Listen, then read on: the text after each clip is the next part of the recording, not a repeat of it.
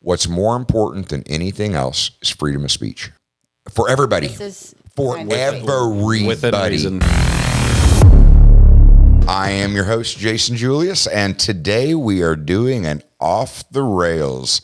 So I have my co-host here today, the Bougie Blonde and Master Blaster Matt Bradshaw, looking around. I think he's trying to see if the other camera is definitely not on. Okay, we don't have a camera on. Bougie Blonde, we got a small malfunction, but no problem at all. It's we can keep going with the podcast. It's just that for those of you looking for the video version, it'll be a little bit light. Yeah. I mean, don't get me wrong. Matt is saluting you in his standard salute. You just have to close your eyes and imagine.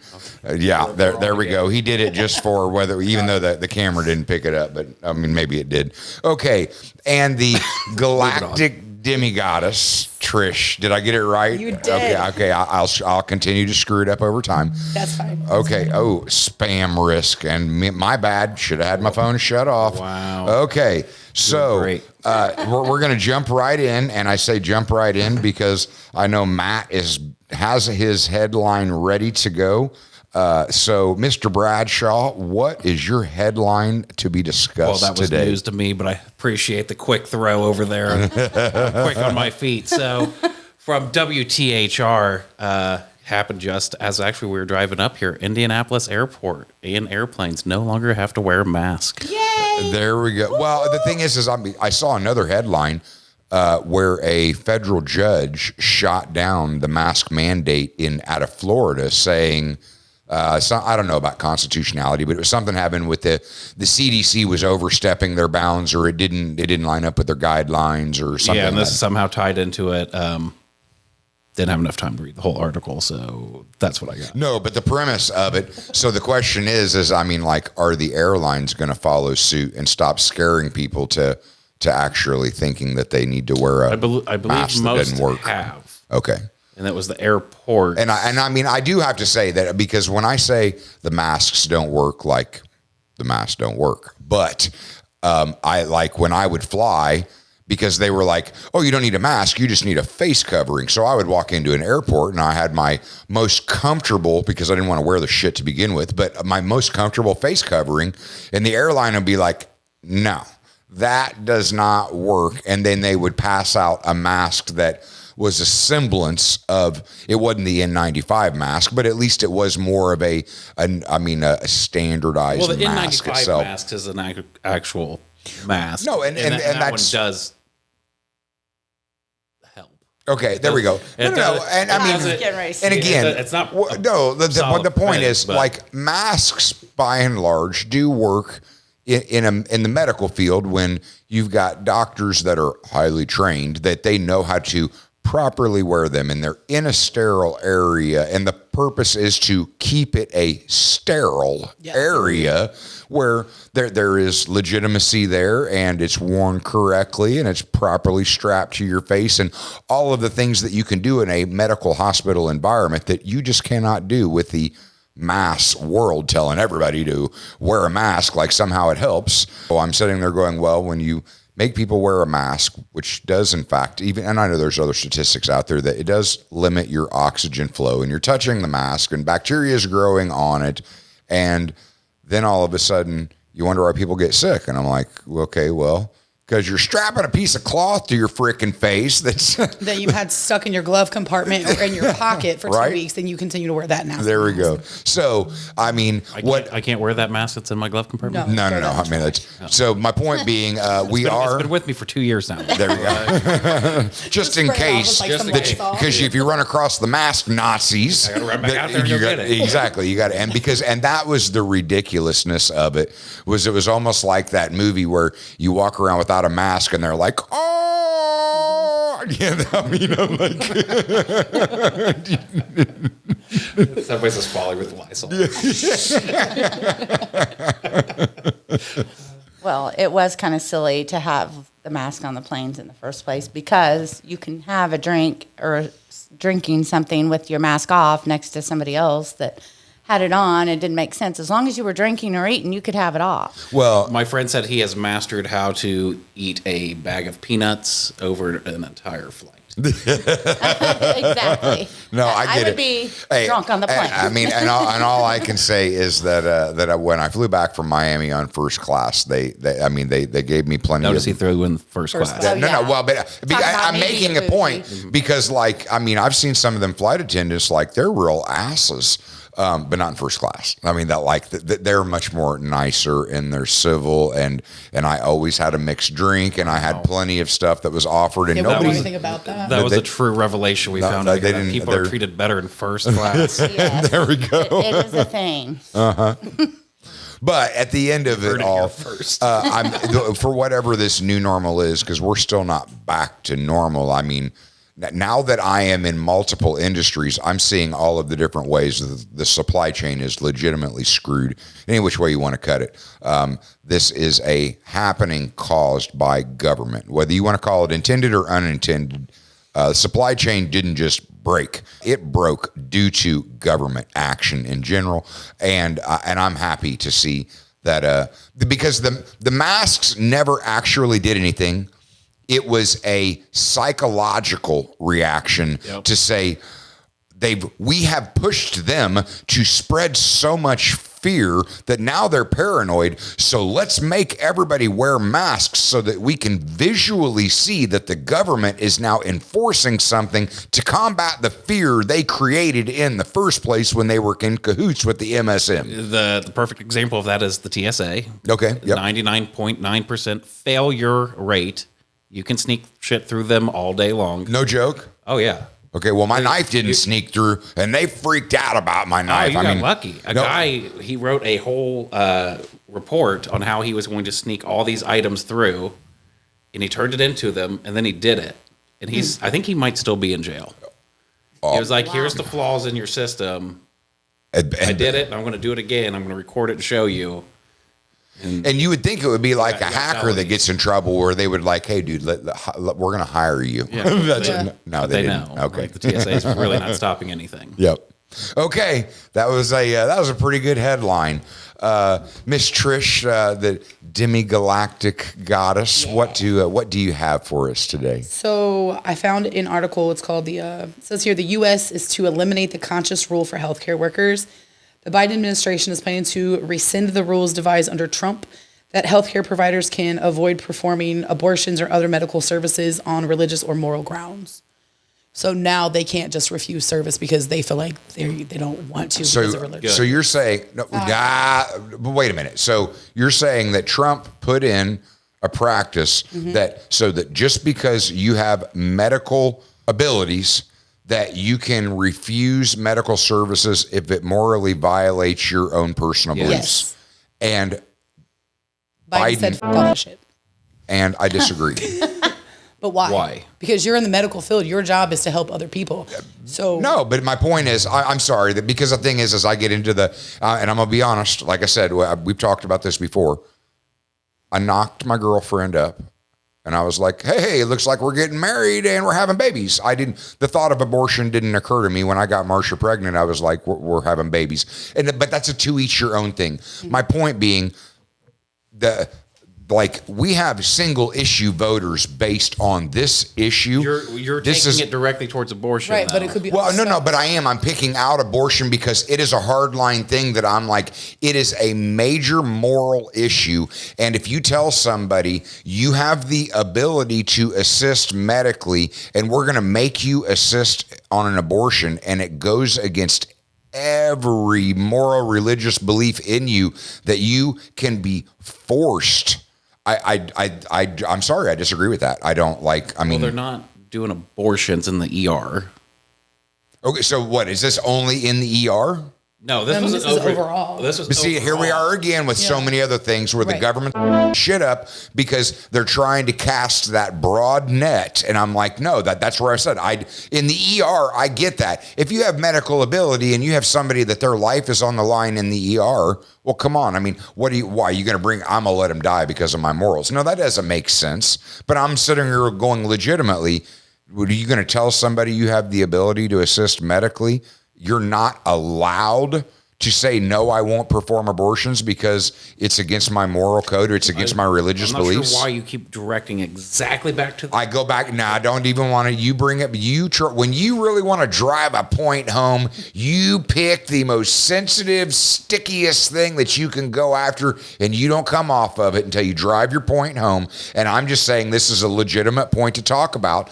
How is it that Biden is just able to tell everybody, you have obtained these capabilities and you don't have the right to have any judgment about which one of these capabilities you participate in? I feel like if you are against abortion and you're like, I'm not going to do this, there needs to be some type of something on your website, something in the office or something saying, hey, I don't do these types of things. And that's perfect. That's you and yours. You know what I mean? Find a different doctor if that's the case.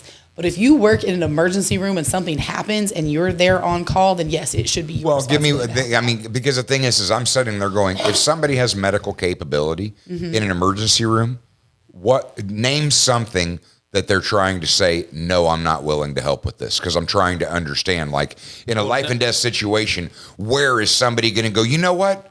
He's a drug dealer. I don't care that he's got a bullet in him. No, you've got a body, an individual that's about ready to have a life loss. One of those situations where it's a risk to the mother, so then they must perform an abortion, but not I'm going to an abortion clinic.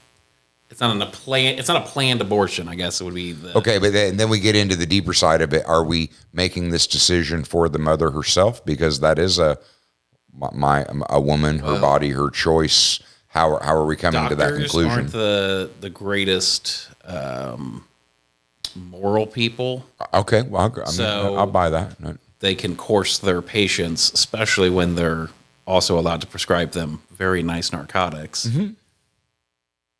Well, too many people just put too much dependence that they throw their own life and they give up their own responsibility and accountability in life to, the doctor says, is this doctor a quack? How many good decisions versus bad decisions has this doctor made? I mean, what kind of doctor is it? So, there's a lot of legitimacy there where I sat back and I'm like, if you've had a bad experience with a doctor, I understand where you're coming from. If you've continued to have a bad experience with a doctor, well, maybe it's because you're giving up too much of your accountability and personal responsibility to the doctor. Stop wondering why you're having bad experiences with them. You're trusting them too much. Right. Okay. But here we go. I said, let's take it to abortion. You said, let's take it to emergency room. Where's a situation in the middle where this would actually apply? That's what I was looking through here to see if there was any good examples of this. And they simply just put on here, physicians can refuse to treat a patient when the treatment request is beyond the physician's competence or the special treatment is incompatible with the physician's personal, religious, or moral beliefs. And then they have one here where he had refused to operate an advanced directive limit, I guess. He was talking about, let's see here. And that, right, you know what that's, everything that you just read, you know what I just heard? Another way to sue a doctor, which drives up malpractice insurance, which drives up the cost of health care, because you're trying to strip a doctor of his rights to be able to say, I don't feel comfortable doing this, and having to worry about being sued because he said, I don't feel comfortable doing this. For whatever reason he says or she says, I don't feel comfortable doing this, whether it's beyond their scope of capabilities or a moral and religious, it does not matter. The Biden administration is taking away their ability to say, I don't feel comfortable doing this. And they're sitting here fearing being sued. And from what I understand, to be a doctor, you could be looking at malpractice insurance in excess of $100,000 a year. And then you wonder why the cost of healthcare is so freaking high. So, no, sorry, I still side with Trump did something good and Biden come along and f***ed it up. Yeah, I was going there right now. We all know that Biden is not doing anything. He is not competent. He is not. So you guys should love him then, right? No. This is he needs to go. Is Obama's third term. This is Obama doing this, actually. This is exactly what that is. And so, I'd love to give Biden the credit for being like he is, but But he's an incompetent. Let's put it that way. He's not competent enough You should call elderly people. I don't. Yeah, no. He can't hear it. That's what did he? Exactly.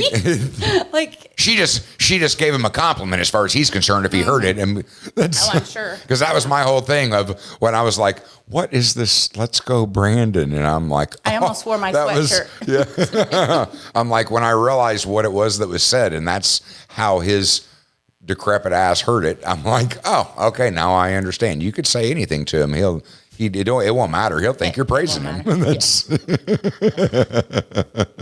Anyway, we have strong beliefs on that forefront. So, and I don't have that because I don't. Again, I just don't. I'm not even gonna. Trump. Okay. No. That's the worst president this country's ever. No, that you is can not say that. true. You can say that. He might have been the most bombastic. He might have been the most bombastic, but the reality is he did. His policies were solid policies. He got us out of wars. He stopped wars from happening. All the farmers mishandled the COVID crisis. And Biden, led to all of this what do you have to what do you have to congratulate Biden on? Tell me that. Tell me what has he done good for you? You're making it sound like I'm a Biden supporter. Well, I didn't vote for Biden either. Well, good for you. I wouldn't admit it if I did either. I would not admit it to anybody in this world because nobody likes him. Let's just put it out there. No, but hey, 80 million people voted for him. Lies, more lies. Okay, so let's move on. The Bougie Blonde. Dawn, you got a headline for us, Dawn. What do you got? Sure do. Okay. After I cut Matt, you better shut it. Anyway, so wait a minute, and that's just very sad because she just went to church and got her repentance. Yes, I mean, that's yeah. So anyway, on. Are you allowed to threaten people on podcasts? I'm gonna hurt. If I'm not on the next episode, it's facetious. Anyway, so this whole thing going on in Tennessee, where they're trying to pass this bill where there's no age limit. Age limit for what? For marriage, which means a man could no marry age limit, like period. No age, like none. That's not right. That's not. I mean, that is a step backwards. That's not, you cannot have. They could marry a 12-year-old. That's what I'm saying. It's like 12, 14, you can't have. I thought there was actually quite a few states that there's no. No, right now there's an age limit at 17, but they're trying to make it a no age limit. Now, what's the purpose? What moron politician decided that they were going to champion this bill? Well, I can assure you the people in Tennessee, which is where my family lives, are throwing... Need I say any more? I will... She's going to cut you. So this is Matt's last podcast, as he won't be around after this one. Delaware, Pennsylvania, Minnesota, Rhode Island, New York, and New Jersey do not allow underage marriage. The other states allow an underage person to marry in the following circumstances. If one or more of the following apply, consent of the parents or legal guardians of the minor. Yeah, but that's just per se. What do they classify as underage? Anything under 18? Or? Correct. Okay. But apparently under this bill, they won't have to have permission from the parent. They said typically with parental consent or judicial approval. There are exceptions in every state that allow children younger than 18 to marry. But generally, we're talking about them stepping down to 17, maybe 16. Certainly not 15, 14, 13, absolutely. 12. I mean, with parental consent, a person can marry at 16. A person under 16 can marry with parental consent and judicial approval. The age of consent is 18. With parental consent, a person can marry at the age of 16. And I don't think any judge out there is going to approve somebody being married under 16 years old and have that on their record. Why the hell would you want to get married at 16 anyway? Well, but because at 16, situations. It's not even about situations. At 16 years old, you think the world is crumbling down and everything is meant in that moment, and you don't have a broader picture, and you do tend to make a very irrational. Well, I hope that their parents are a lot smarter than that. Well, that's what I'm saying. I mean, and that gets into circumstances for every situation, case by case. But I'm like, what politician is literally going to allow their name to be stamped to a bill for a no age limit on marriage? In this nation, I mean, I'm like, I could see that shit in Saudi Arabia or some other place, but in America, I'm like, come on. It makes me wish I picked the other headline. There was one out of Kentucky where the lawmakers, a group wants to make it bestiality illegal Okay. And the majority does not. Okay. Oh, wow.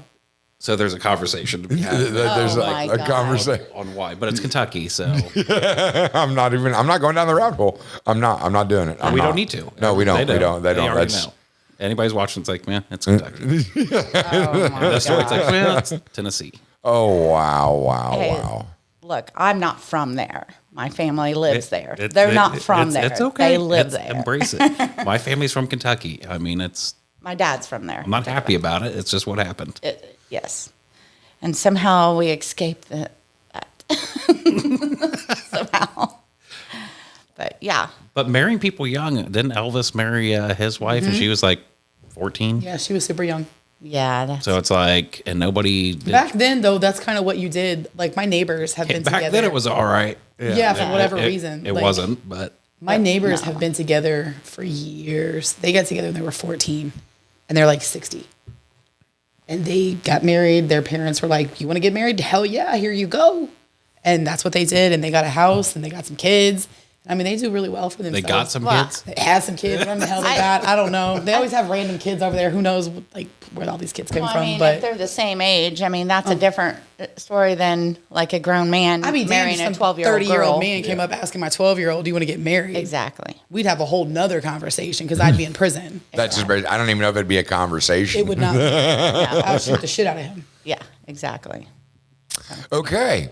You guys ready for That was my a happy topic. Yeah, exactly. That's what I was very sad. That was starting to go down the wrong. You guys ready for mine? Okay. Sure. So I don't have the headline, albeit this headline has been out there. I just have the meme, and I love it. We're doing it off of memes. No, this is well. No, I mean, when come you up with a million by now. the meme was pulled from a headline because I saw the headline. Elon Musk has offered to buy 100% of Twitter for $54.20 per share. SEC filing shows. Now, I don't like Twitter. I have found little It's the one appreciation. platform you don't partake in. No, it specifically because it's the one platform that I really do not have a lot of appreciation for.